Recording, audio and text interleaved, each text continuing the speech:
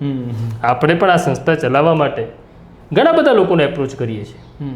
છેલ્લી ચૂંટણીની જ વાત કરું કિરણ, તો મેં ભારતીય જનતા પાર્ટીમાં પણ કહ્યું હતું કે ભાઈ અમારે તમે ઇલેક્શન આવ્યું છે, તમે બધાને એડ આપો છો. હવે આ આર્થિક વ્યવહાર કેવી રીતના થાય છે, તો બે રીતના હોય છે. એક અડધાનું બિલ બને છે એડવર્ટાઇઝનું અને અડધા રોકડા હોય છે. આવું બધે જ છે વિશ્વ આખામાં. તો ભારતીય જનતા પાર્ટી એવો જવાબ આપ્યો કે અમે તમારું નામ દિલ્હી મોકલ્યું હતું, એટલે યાદી મોકલી હતી, પણ તમારું નામ એમાંથી કમી થઈ ગયું. તો અહીંના લોકોનો તો કંઈ વાત નથી, આપણું નામ દિલ્હીથી કમી થઈ જાય. તો આપણે કોંગ્રેસનો પણ એપ્રોચ કર્યો હતો. કોંગ્રેસવાળા એવો જવાબ આપ્યો કે ભાઈ અત્યારે તો અમારા એકાઉન્ટ ફ્રીઝ થઈ ગયા, અમારી પાસે પૈસા નથી. આપણે આમ આદમી પાર્ટીને પણ કહ્યું હતું કે ભાઈ અમને તો એડ આપો, અમારે પણ મદદની જરૂર છે. તો એમણે કીધું યાર કેજરીવાલ જેલમાં છે, તો આપણે એફર્ટ નથી કરતા અને આપણે પૈસા નથી જોઈતા એવું નથી.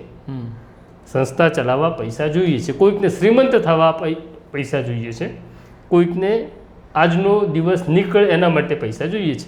દરેકને પૈસા જોઈએ છે. એટલે કોઈ એવું કહે કે અમે પૈસા લેતા નથી તો કે બાપા સીતારામનું મંદિર નથી. હા.